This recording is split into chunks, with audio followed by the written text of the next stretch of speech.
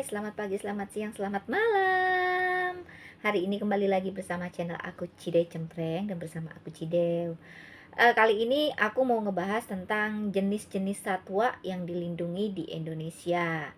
Nah, Menteri Kehutanan dan Lingkungan Hidup sudah mengeluarkan tentang peraturan jenis satwa yang dilindungi. Kali ini Cideu mau ngebahas tentang jenis mamalia yang dilindungi di Indonesia, khususnya spesies paus. Nah, di sini ada 7 spesies yang dilindungi di Indonesia. Kalian bisa simak videonya, cekidot ya, jangan di skip-skip. Sebelum itu, jangan lupa komen, like, dan subscribe ya. Jenis-jenis hewan yang dilindungi di Indonesia itu yang sudah masuk jenis hewan yang dilindungi di Indonesia, khususnya paus itu ada 7. Mamalia itu memiliki banyak jenis ya guys ya. Yang pertama kita akan berkenalan dengan paus tombak atau dalam bahasa ilmiahnya adalah Balaenoptera acotorustrata. Spesies ini adalah jenis paus yang berukuran paling kecil di antara kerabatnya yang lain. Pemberi nama ilmiah ini adalah seorang pengintai paus pemula asal Norwegia, yaitu namanya Menske. Konon ia mengira paus ini sebagai paus biru. Nama genus Balaenoptera berarti paus bersayap dan nama Acotorustrata berarti moncong tajam. Nah guys, paus tombak itu memiliki kepala runcing. Paus tombak memiliki sirip belakang yang kecil. Ukuran tubuh maksimumnya sekitar 10,2 meter. Para betina umumnya berukuran tubuh lebih besar dari jantan. Bahkan ada yang berbobot maksimum itu 10.000 kg, gengs. Paus tombak berwarna gelap di bagian atas tubuhnya dan bagian perut cenderung berwarna putih.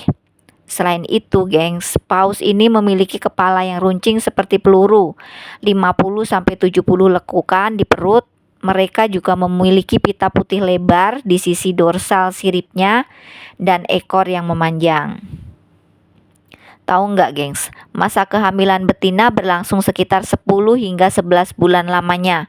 Mereka melahirkan anakan seberat 450 kilo. Nah, paus ini akan menyapi anaknya di usia 5 bulan saat melahirkan. Induk akan melahirkan biasanya rata-rata cuma 1 anak saja ya guys ya. Paus ini dapat melakukan penjelajahan secara individu ataupun dalam kelompok. Biasanya di dalam satu kelompok itu ada 2 atau 4 ekor. Namun terkadang mereka juga ada dalam kelompok besar berisikan ratusan ekor paus tombak. Mamalia laut ini, khususnya jenis paus tombak, memakan krill dan ikan-ikan kecil. Uniknya, terdapat perbedaan tipe makanan pada spesies ini secara geografisnya. Paus yang berada di wilayah Antartika umumnya memangsa krill, sedangkan yang berada di bumi utara biasanya lebih ke omnivora. Paus tombak ini ditemukan hampir di seluruh dunia. Mamalia laut ini dapat kita temukan di area teluk, laguna, muara, dan tidak pernah ditemukan lebih dari 1.669 km dari daratan. Di samping itu guys, distribusinya juga cukup luas. Mereka bisa kita jumpai hampir di seluruh dunia. Fakta lainnya, mereka lebih menyukai wilayah dingin daripada wilayah tropis. Nah, itu gengs, keterangan deskripsi tentang ikan paus tombak. Sekarang kita beralih ke paus minke Antartika di nomor 2 ya guys ya. Anggun dan lincah. Paus minke Antartika sangat cocok dengan lingkungannya. Tubuh pausnya ini ramping, memungkinkan untuk meluncur di air dengan mudah. Dan mereka menggunakan sirip panjang untuk berputar, gengs. Kulit paus ini berwarna hitam dan coklat tua. Dan mereka memiliki perut pucat. Tidak seperti paus minke biasa yang memiliki tanda putih pada sirip mereka. Paus minke Antartika tidak memiliki pita. Paus minke Antartika umumnya mempunyai yang panjangnya lebih dari 10 meter dan beratnya sekitar 9 ton. Bayangin tuh guys, 9 ton. 9 ton itu seberat apa? Terus Paus Minke Antartika ini juga seneng dengan dirinya sendiri dan cenderung menghabiskan sebagian waktunya sendiri. Berarti termasuk termasuk hewan introvert ya, atau dalam kelompok yang sangat kecil, nggak banyak juga, berarti dia introvert, kayak kucing dong. Mungkin 2 atau 3 ekor. Namun pada waktu-waktu tertentu dalam setahun, kelompok besar diketahui berkumpul untuk bersosialisasi dan mencari makan, dengan sekitar 60 paus datang untuk bergabung. Paus Minke Antartika menghadapi sejumlah resiko serius dari tombak pemburu paus. Hampir semua paus itu terancam, dan ini kenapa dimasukkan dalam jenis satwa yang dilindungi oleh pemerintah Indonesia. Makanan favorit Paus Minke Antartika adalah krill. Berarti sama guys dengan tadi paus tombak. Mereka adalah paus balin, yang berarti mereka tidak memiliki gigi, tetapi menyaring makanan mereka melalui lempengan balin di rahang atas mereka. Balin terbuat dari keratin, bahan yang sama yang menyusun rambut dan kuku kita, dan berfungsi seperti saringan. Paus Minke makan dengan menelan air dalam jumlah yang banyak, tetapi seperti kita, mereka tidak bisa minum air asin guys. Jadi krill dan ikan ditangkap oleh bulu-bulu balin, kemudian ditelan, sementara air laut itu guys mengalir dan kembali ke laut. Seperti namanya guys, Paus Minke Antartika hidup terutama di Antartika. Beberapa paus ini bermigrasi ke utara pada bulan-bulan musim dingin untuk mencari laut yang lebih hangat. Sementara yang lain tinggal di sana sepanjang tahun. Terkadang kelompok Paus Minke ini guys terlihat berkumpul di antara bongkahan es yang memecah lubang pernapasan dengan paruhnya yang runcing. Nah, paus ini dari bulan November hingga Januari, sejumlah besar Paus Minke dapat ditemukan di Antartika. Setelah itu, hal itu menjadi misteri. Tampaknya mereka menyebar setelah musim dingin, tapi tidak seorang pun benar-benar tahu kemana mereka pergi guys.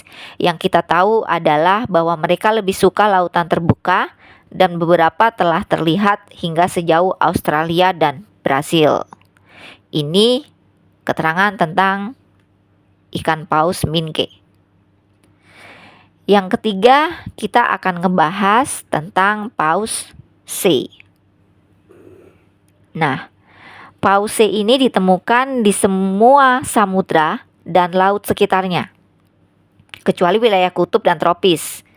Hewan ini menempati wilayah beriklim sedang dan subkutub di musim panas, tetapi bermigrasi ke perairan subtropis selama musim dingin guys. Habitatnya ditemukan jauh dari pantai. Nah, Paus C terbesar yang diketahui memiliki panjang 20 meter, meskipun sebagian besar paus memiliki panjang antara 12,2 dan 15,2 meter. Dari panjang ini, kepala dan tubuhnya berukuran sekitar 13 meter.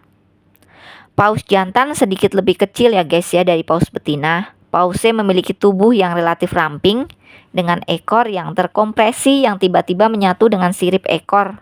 Moncongnya runcing dan sirip dada pendek.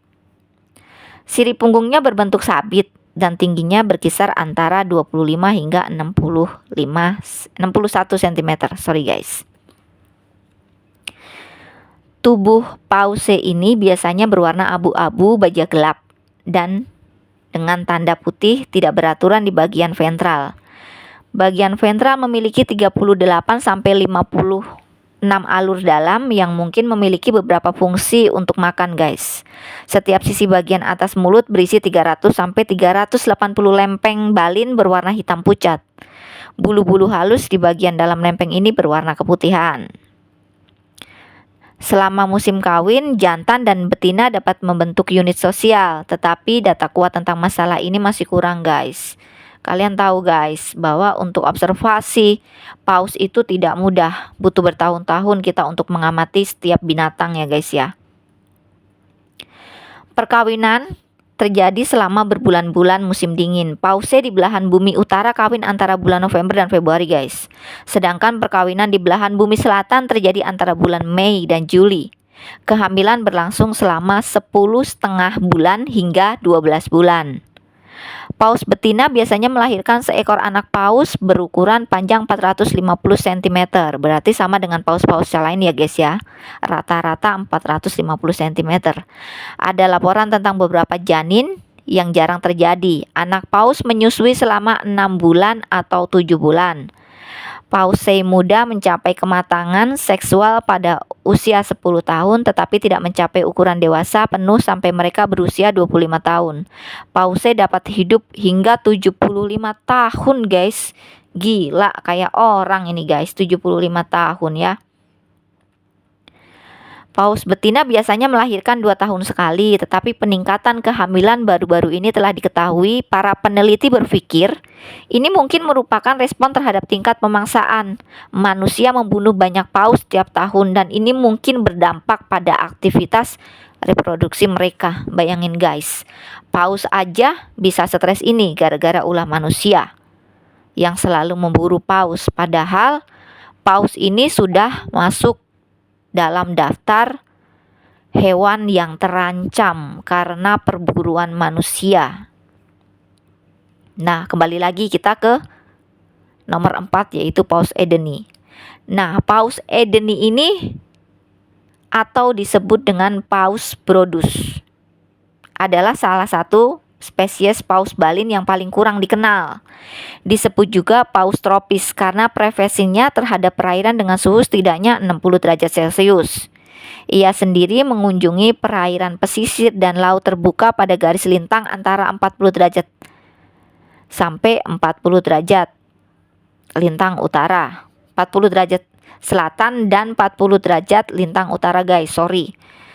Secara historis ia disalahartikan dengan Rudolphi Paus yang lebih besar dan memiliki wilayah beriklim sedang dan subkutub. Kebingungan lebih lanjut disebabkan oleh ketidakpastian mengenai kemungkinan keberadaan dua spesies Paus Brodus yang sementara diklarifikasikan sebagai dua subspesies dengan wilayah jelajah yang sebagian tumpang tindih. Nah, Paus Edeni yang lebih kecil daripada Paus Brodus. Umumnya lebih besar. Paus Brodus itu lebih besar guys, sedangkan Paus Edeni ini lebih kecil dan ini tuh masih timpang tindih. Karena spesies lain yang sebelumnya tertukar dengan Paus Brodus adalah Paus Omura atau bahasa ilmiahnya Balaeonepetra omurai yang baru dideskripsikan pada tahun 2003 kemarin. Yang wilayah jelajahnya mungkin tumpang tindih dengan kedua subspesies Paus Brodus. Ketika para ahli taksonomi, ahli genetika, dan peneliti lapangan bekerja untuk lebih memahami kompleks spesies ini guys, para pengamat paus berharap dapat menemukan mereka di Afrika Selatan, Selandia Baru, Teluk Thailand, dan Brasil, di mana wilayah jelajah mereka tumpang tindih dengan wilayah lain yang lebih dapat diprediksi oleh lebih baik lagi. Nah, untuk yang spesies Paus Edeni ini memang belum banyak keterangannya karena masih tumpang tindih dengan Paus Brodus ya guys ya. Nah, 4 paus ini aku jabarkan di part 1. Nanti aku akan kasih lagi di part 2 sisa 3 jenis paus yang dilindungi di Indonesia. Nah, gimana guys? Udah ditonton kan? Ada 4 jenis mamalia spesies paus yang aku jabarin di sini. Masih ada 3 lagi nanti masuk ke part 2 ya. Jadi terus ikutin channelnya Cidew dan thank you guys.